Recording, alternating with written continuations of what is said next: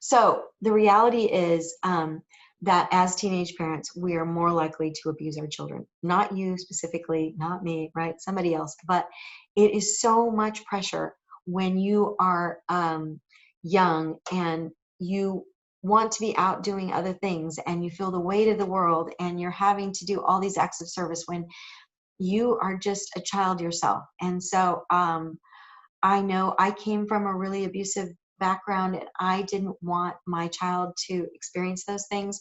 So I read a lot, I studied a lot, and you realize as you get older, even adults in their 20s and 30s and 40s who have children, they struggle with this. This is hard. Parenting is hard.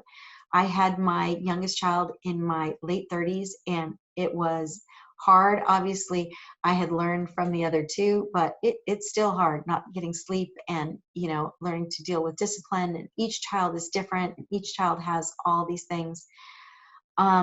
But when you're young and you're parenting, and a lot of times without support of a partner, a husband, hopefully you have parents around who are supportive and can give you some help as this is going on. But for me, I, made a commitment that I wasn't going to harm my child. I was really going to do what was best for my child. I really wanted her to have a better life than what I had. I'm very religious, but I don't expect anybody else to be. So if, I made a deal with God and I would pray and whatnot, but you don't have to do that. Another way to manage it is to journal and write down your feelings and your frustrations. Obviously seek help around you. It doesn't necessarily have to be parents, and you can ask for help from your local school counselor. You can get counseling services for free. Like I said, there's so many things that are out there. All you have to do is ask for support, and it is so important.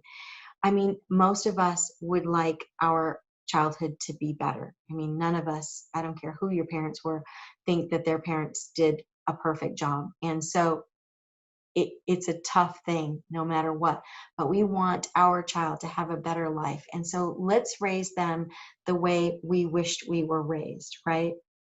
Talking to them in a nice voice, being kind, being considerate, doing all the 5 love languages, right? Physical touch, acts of service, quality time, gifts, all of those things that we do.